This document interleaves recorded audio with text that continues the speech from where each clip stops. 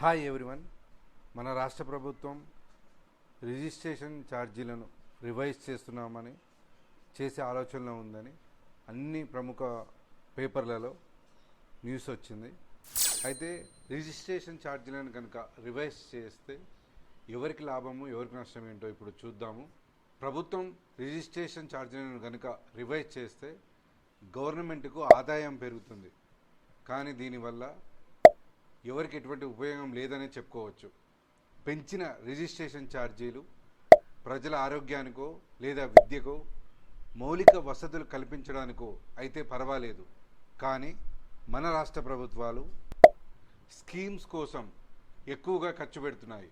కాబట్టి ఈ రకంగా కూడా కామన్ మ్యాన్కు పెద్ద ప్రయోజనం లేదనే చెప్పుకోవచ్చు.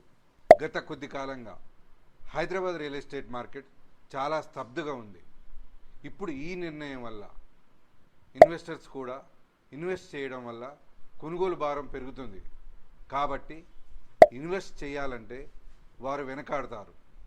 రిజిస్ట్రేషన్ ఛార్జీలను కనుక పెంచితే కొనుగోలుదారులు ఇన్వెస్ట్ చేయడానికి ఆసక్తి చూపరు. ఇది రియల్ ఎస్టేట్ మార్కెట్పై ఖచ్చితంగా ప్రభావం చూపిస్తుంది.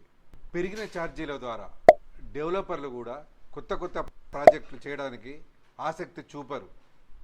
కాబట్టి ఇప్పుడున్న ప్రభుత్వం రిజిస్ట్రేషన్ ఛార్జీలను కనుక రివైజ్ చేస్తే ఒక ప్రభుత్వానికి తప్ప వేరే ఏ రకంగా చూసినా ఎవరికి ప్రయోజనం లేదని మనం చెప్పుకోవచ్చు.